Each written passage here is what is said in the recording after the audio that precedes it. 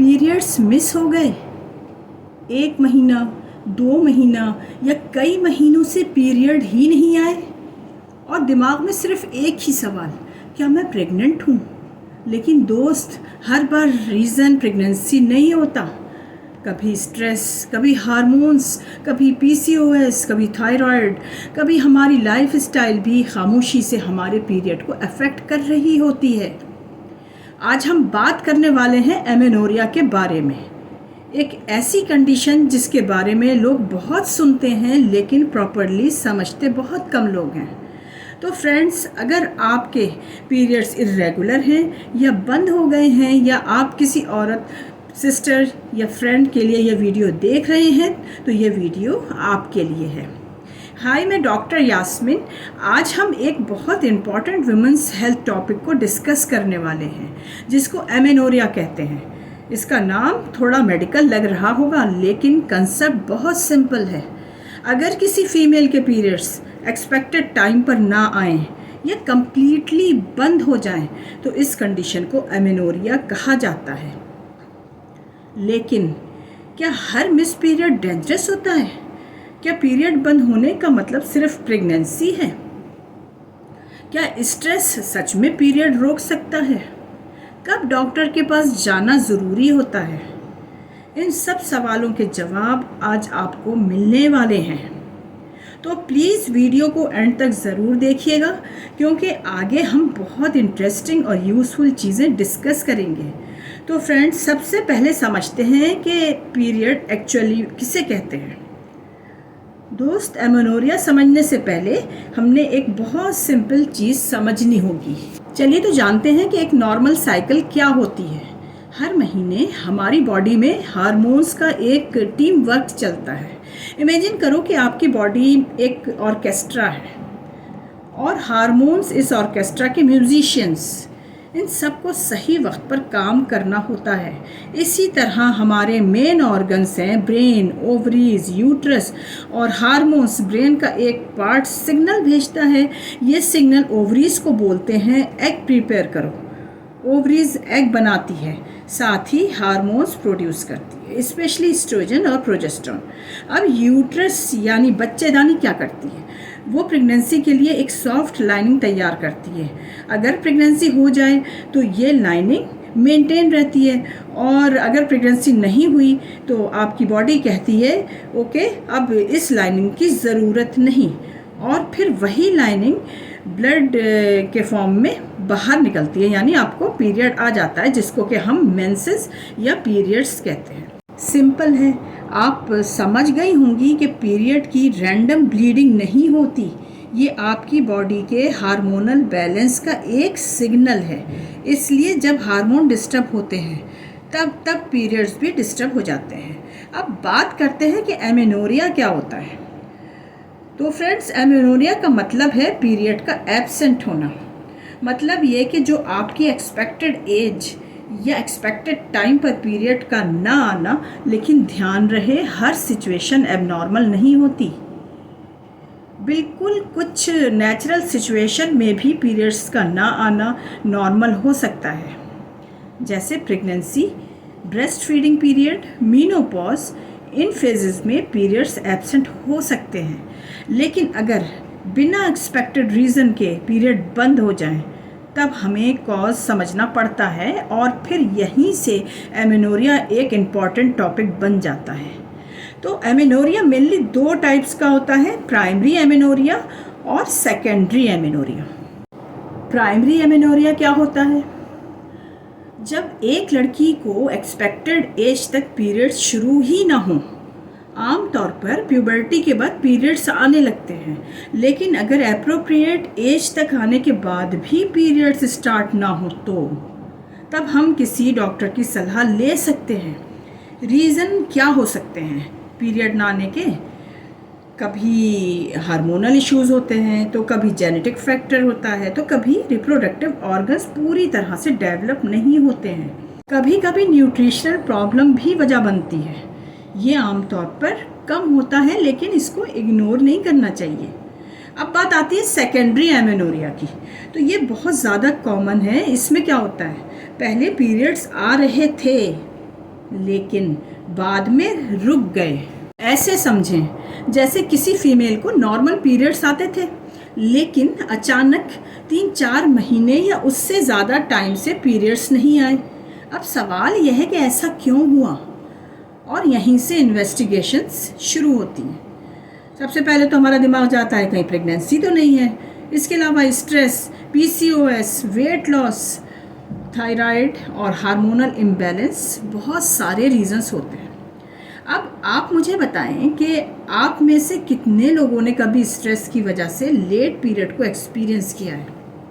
Comment section में ज़रूर बताइएगा। यकीन मानिए वुमेंस हेल्थ पर जल्दी कोई डिस्कशन होता ही नहीं है, लेकिन मेरा मानना है कि खुलकर बात करने से बहुत सी परेशानियां हल हो जाती हैं। तो ये बहुत ज़रूरी है कि आप अपनी प्रॉब्लम को डॉक्टर के साथ ज़रूर शेयर करें।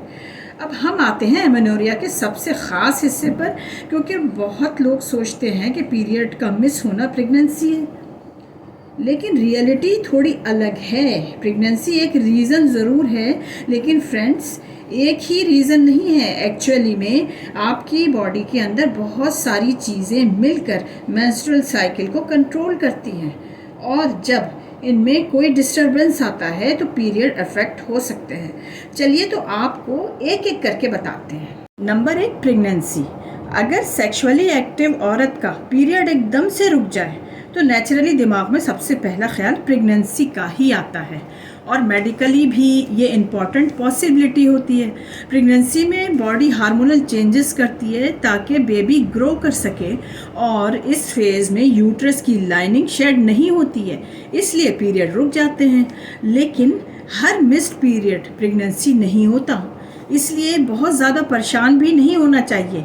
अगर डाउट हो तो होम प्रेगनेंसी टेस्ट कर लें या फिर अपने डॉक्टर से कंसल्ट करें। नंबर 2 पे आती है स्ट्रेस। अब एक ऐसी चीज़ जो आजकल आम तौर पर हर दूसरे इंसान की ज़िंदगी में है, वो है स्ट्रेस।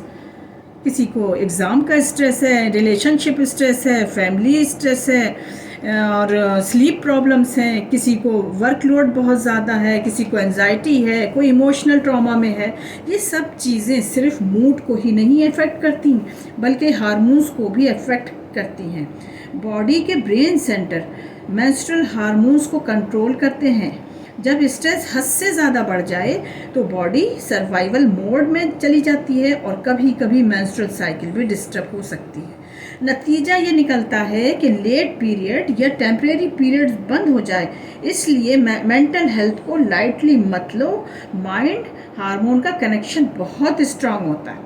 तीसरे नंबर पे आता है पीसीओएस, पॉलीसिस्टिक ओवेरियन सिंड्रोम।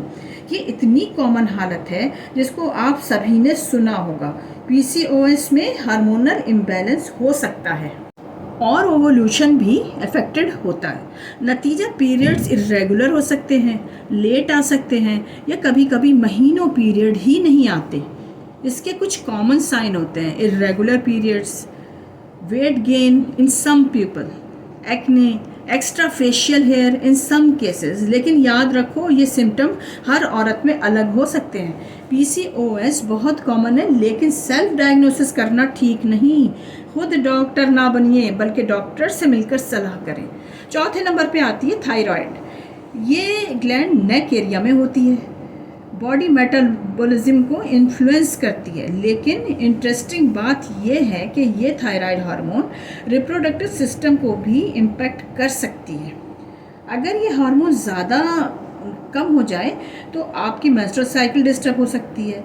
इसमें थकान, वज़न का बढ़ना, हेयर इश्यूज़, टेम्परेचर सेंसिटिविटी, और साथ में मेंस्ट्रुअल इरेगुलरिटीज़। इसलिए कभी कभी डॉक्टर थायराइड टेस्ट एडवाइस करते हैं। 5वें नंबर पे आता है न्यूट्रिशन। फ्रेंड्स, हमारी बॉडी को हार्मोन बनाने के लिए न्यूट्रिशन प्रॉपर चाहिए होता है। अगर जिस्म के अंदर अच्छा खान पान ही नहीं मिलेगा तो फिर साइकिल तो डिस्टर्ब होगी। कभी कभी low calorie intake, nutrition deficiency, eating disorder या अचानक से वज़न कम हो जाना कभी कभी पीरियड को अफेक्ट कर सकते हैं। आपकी बॉडी बेसिकली सिग्नल देती है रिसोर्सेज कम हो गए हैं, जिसकी वजह से रिप्रोडक्टिव फंक्शन स्लो हो जाता है। और समझ गई आप, हेल्दी बॉडी को बैलेंस डाइट की ज़रूरत होती है, इसलिए खाने पीने का ख़ास ध्यान रखें। नंबर 6 पर आता है एक्सेस वेट एंड ओबेसिटी। एक और इंटरेस्टिंग बात बताऊँ आपको, सिर्फ लो वेट ही नहीं बल्कि एक्सेस बॉडी वेट भी हार्मोनल बैलेंस को डिस्टर्ब कर सकता है। जो आपकी बॉडी की फैट होती है और हार्मोन के बीच कनेक्शन होता है, कुछ केसेस में ज़्यादा वज़न आपके पीरियड को बिगाड़ सकता है। इसलिए कोशिश करें हेल्दी लाइफ स्टाइल और बैलेंस्ड हैबिट और प्रॉपर मेडिकल गाइडेंस की। नंबर 7 पे आता है एक्सरसाइज। बहुत ज़रूरी है लेकिन हर चीज़ की लिमिट होती है। ये नहीं है कि आप एक्सरसाइज तो बिल्कुल पागलों की तरह करे जा रहे हैं, ऐसा नहीं है, ये भी लिमिट में। इस तरह की सिचुएशन आम तौर पर खिलाड़ियों में देखी जाती है। खिलाड़ी होते हैं, उनकी तो मजबूरी होती है, तो इसीलिए कह रही हूँ मैं कि इस तरह की सिचुएशन जो है ना वो खिलाड़ियों में देखी जाती है। मतलब बॉडी जब काम करेगी तो फिज़िकल स्ट्रेस फील करती है, जिसकी वजह से मेंस्ट्रुअल साइकिल बिगड़ जाती है। नंबर 8 है हार्मोनल इम्बैलेंस। मेंस्ट्रुअल साइकिल एक हार्मोनल टीम वर्क है। अगर किसी लेवल पर हार्मोन का लेवल डिस्टर्ब हो तो आपकी साइकिल चेंज हो सकती है, डिफरेंट हार्मोन इन्वॉल्व हो सकते हैं। नंबर 9 आती है मेडिसिन। कभी कभी जो आपकी लाइफ स्टाइल है उसमें दवाएं भी और बीमारियां भी इसे का कॉज बन सकती है, मेंस्ट्रुअल साइकिल के डिस्टर्बेंस का। तो फ्रेंड्स, हमारा जिस्म हमें हर वक्त किसी ना किसी तरह से सिग्नल देता रहता है। कभी इर्रेगुलर पीरियड है तो कभी स्किन चेंजेस है तो कभी थकान है तो कभी मूड स्विंग है। सवाल ये है कि क्या आपको ये एहसास होता है कि आपकी बॉडी आपको सिग्नल दे रही है और आप इन चेंजेस को नोटिस कर रहे हैं? दोस्त, एमेनोरिया पीरियड का ना आने के साथ साथ बॉडी कुछ और सिग्नल्स देती है, जैसे पीरियड रुकने से पहले इर्रेगुलर हो जाते हैं, एक्ने या स्किन पे चेंजेस आने लगती है, हेयर फॉल, हेयर ग्रोथ, ये सारी चीज़ें बढ़ जाती हैं, वज़न में बदलाव आने लगता है, मूड चेंजेस होते हैं, थकान या अनयूजुअल टायर्डनेस, कोई काम भी नहीं किया लेकिन अजीब सी हालत, पड़े हुए एक जगह। कुछ केसेस में सर दर्द भी होता है। और याद रखो, सिम्टम हर पर्सन में सेम नहीं होते हैं। किसी को सिर्फ मिस पीरियड होते हैं तो किसी को मिस पीरियड के साथ साथ कुछ और सिम्टम्स भी आते हैं।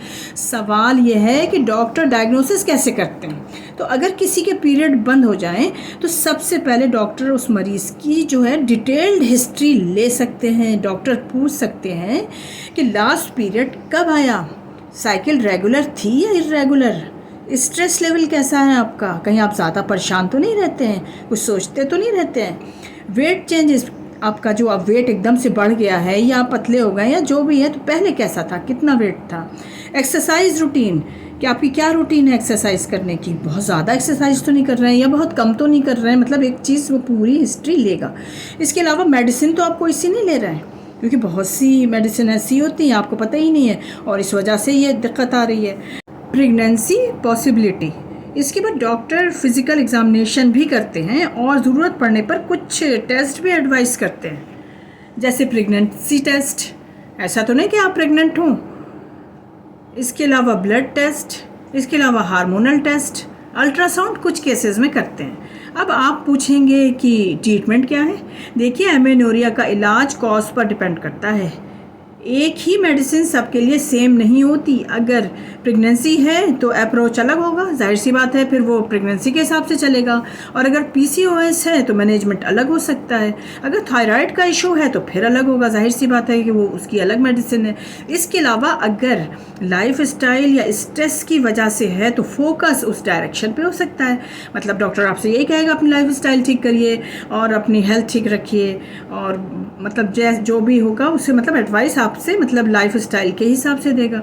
इसीलिए सेल्फ मेडिकेशन के चक्कर में हरगिज़ ना पड़ें और ना ही उल्टे सीधे नुस्खे अपनाएं, किसी के कहने से ये कर लो वो कर लो। तो ये सब आपको बिल्कुल नहीं करना है और अपने डॉक्टर की सलाह लेकर ही कोई क़दम उठाना है। इसके अलावा डेली लाइफ में भी बदलाव करना है आपको, बैलेंस न्यूट्रिशन लेना है, एक्सट्रीम डाइटिंग से बचें। बहुत से लोग होते हैं पतले होने के चक्कर में इतनी ज़्यादा डाइटिंग कर लेते हैं कि फिर वो बॉडी डिस्टर्ब हो जाती है, जिसकी वजह से मेंसेस रुक जाते हैं। क्योंकि बॉडी को तो प्रॉपर फ्यूल चाहिए भाई। बैलेंस खाना खाएं आप। अगर आपको वेट अपना मेंटेन करना है तो खाना ठीक ठाक खाइए, उल्टी सीधी डाइट ना लेके आप फैल जाएं। इसी तरह स्लीप, गुड स्लीप होनी चाहिए आपकी। ये नहीं है लेट नाइट आप बैठे हुए हैं मोबाइल लेकर या कोई और काम कर रहे हैं और जल्दी से हर ज़रा से एक सुई भी गिरी तो आपकी आँख खुल गई, डिस्टर्ब स्लीप है आपकी। तो ये सब नहीं है, सोते वक्त आपको कुछ सोचना नहीं है और कम से कम 7 से 8 घंटे आपको ज़रूर सोना है, तब जा कर के आपकी जो नींद है वो पूरी होगी। इसके अलावा स्ट्रेस मैनेजमेंट, तो स्ट्रेस मैनेजमेंट में क्या होता है, डीप ब्रीथिंग कर सकते हैं आप। अगर आप परेशान हैं या कुछ है तो डीप ब्रीथ लीजिए। इसके अलावा वॉकिंग कर सकते हैं, सेल्फ केयर, सपोर्टिव कन्वर्सेशन। इसके अलावा आप किसी से बातचीत कर सकते हैं और मतलब इस तरह से अपने को बिज़ी कर सकते हैं, लेकिन आपको स्ट्रेस नहीं लेना है। अब बात आती है हेल्दी मूवमेंट क्या है। तो रेगुलर एक्सरसाइज और मूवमेंट अच्छे हैं, लेकिन ओवर एक्सरसाइज और बिना प्रॉपर न्यूट्रिशन के अवॉइड करो। नंबर 9 पे आता है डॉक्टर से कब मिलें। तो ये पॉइंट बहुत ख़ास है, प्लीज़ ध्यान से सुनिए। नंबर 1, अचानक से पीरियड बंद हो जाए। नंबर 2, प्रेगनेंसी का डाउट हो। नंबर 3, 2-3 महीने से पीरियड नहीं आ रहे हैं। नंबर 4, हार्मोनल चेंजेस महसूस हो रहे हैं। सबसे इम्पॉर्टेंट है शर्म या डर की वजह से डिले मत करो। नंबर 10, कुछ मिथ्स होते हैं, कुछ फैक्ट होते हैं, इनको भी तोड़ना बहुत ज़रूरी है। जैसे पीरियड मिस हुआ तो प्रेगनेंसी है, हमेशा नहीं, नॉट ऑलवेज। कभी ये नहीं कि हमेशा प्रेगनेंसी है। मैंने आपको कितनी सारी वजह बताई, कुछ और वजह भी तो हो सकती है। अगर पीरियड नहीं आ रहे हैं तो वो खुद ठीक हो जाएंगे। ये काढ़ा पी लो, वो कर लो, ये गुड़ खा लो और पता नहीं क्या कर लो, जो औरतें करती हैं, तो उससे भी काम बिगड़ता है जो है ना। कभी आप कोई भी चीज़ आप गलत यूज़ कर गए, आपको पता ही नहीं किसी के कहने से, तो ये भी हार्म कर सकती है आपकी बॉडी को। तो दोस्त, आज हमने समझा types, causes, symptoms, diagnosis, treatment और लाइफ स्टाइल। याद रखिए, अवेयरनेस डर से अच्छी होती है। डरना नहीं है, जितना हम अपनी बॉडी को समझेंगे इतना ही पावरफुल महसूस करेंगे। अगर आपको वीडियो अच्छी लगी है तो प्लीज़ लाइक ज़रूर करें, शेयर करें किसी बहन, दोस्त या फैमिली मेम्बर के साथ, और साथ में चैनल को सब्सक्राइब करना मत भूलिए। अपना ख्याल रखिए, हेल्दी रहिए। मिलते हैं नेक्स्ट वीडियो में। Thank you.